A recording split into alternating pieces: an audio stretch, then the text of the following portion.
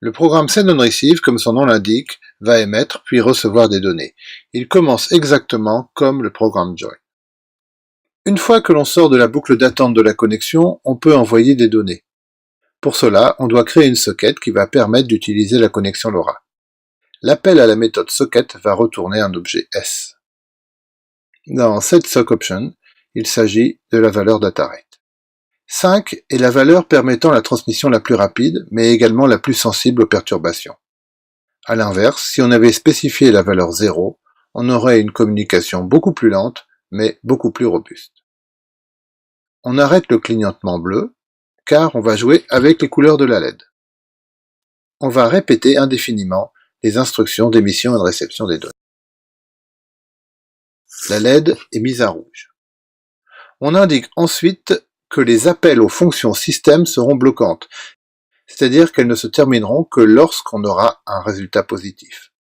La ligne suivante contrebalance la configuration précédente en indiquant que l'appel bloquant ne peut durer que 10 secondes.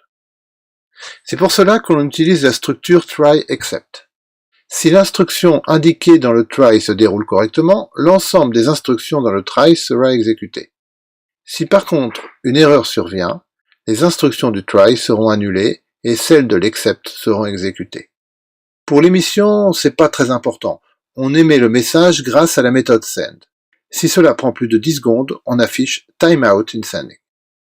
Dans les deux cas, données émises ou erreur, la LED est mise en vert pour nous indiquer que l'on va maintenant attendre des données. L'attente est aussi bloquante. Donc, tant que l'objet n'a pas reçu de données, il va rester bloqué. Le timeout défini précédemment est donc crucial, car si l'objet ne reçoit pas de données, le programme restera bloqué pour toujours. Pour recevoir des données, on utilise la méthode recv, receive, et l'on indique le nombre de caractères que l'on attend.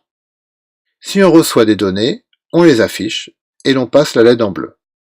Sinon, si l'on ne reçoit pas de données, on passe dans le traitement d'exception grâce au timeout de 10 secondes, on affiche un message d'erreur, timeout in receive, et on éteint la LED. On remet les appels non bloquants, on attend 10 secondes et l'on recommence. La LED ne va jamais passer au bleu car nous n'avons pas encore d'application pour traiter les données.